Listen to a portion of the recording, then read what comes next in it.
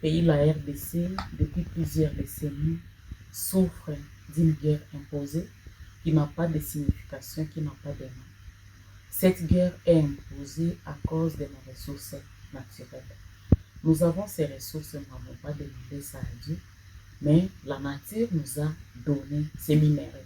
Malheureusement, au lieu que ces minéraux aident à construire le pays, au lieu que ces minéraux nous aident à avoir la paix dans le monde, ces minéraux deviennent notre malheur. Et plusieurs femmes, plusieurs enfants sont forcés de se déplacer pour trouver la paix ailleurs à cause de ces minéraux. Nous trouvons des femmes qui sont violées, des enfants qui sont maltraités, des hommes qui sont forcés à devenir des militaires. Ils sont tués ici et là, et tout ça, c'est un malheur que nous avons. Nous ne cessons de pleurer nos enfants, nos maris, et ça, c'est vraiment une catastrophe.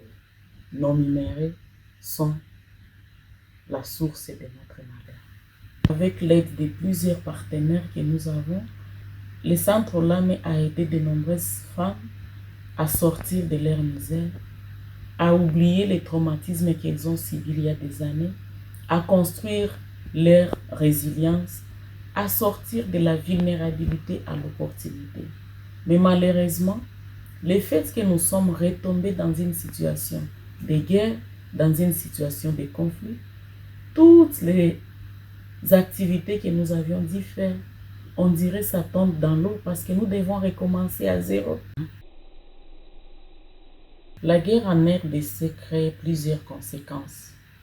Nous avons des cas de femmes qui sont violées, des jeunes filles qui sont amenées, qui sont prises en otage. Et tout ça sont des situations qu'on doit garder secrètes, dont on ne doit pas avouer, surtout dans les circonstances actuelles au Sud Kivu.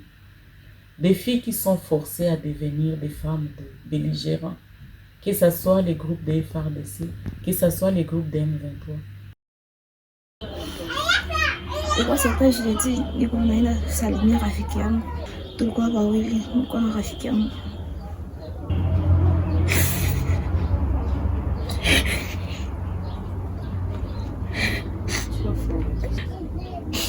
Rafiki yangu katija kaniforsa akanibeba ule mkaya bakaniforsa, walikuwa baine, ndio kusema wote baine walikanilala na mpaka hivi niko hospitali ninagonjwa.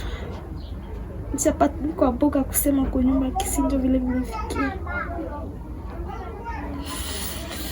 Kama kabisa chanita bogonjwa Yesu kama itaweza kupona.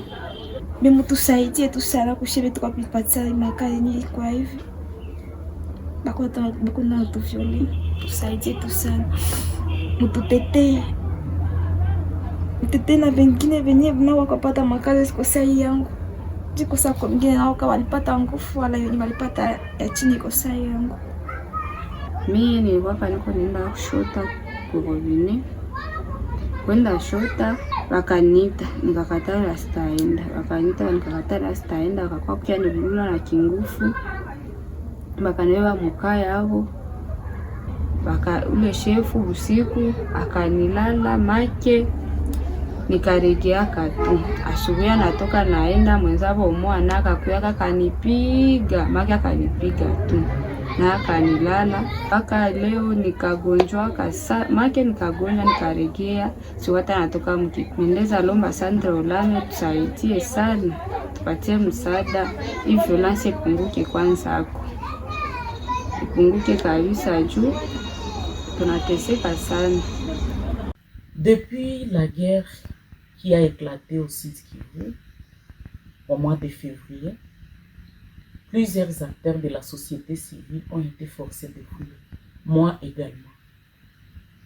Tout simplement parce que nous étions en train de dénoncer ce qu'il ne fallait pas dénoncer.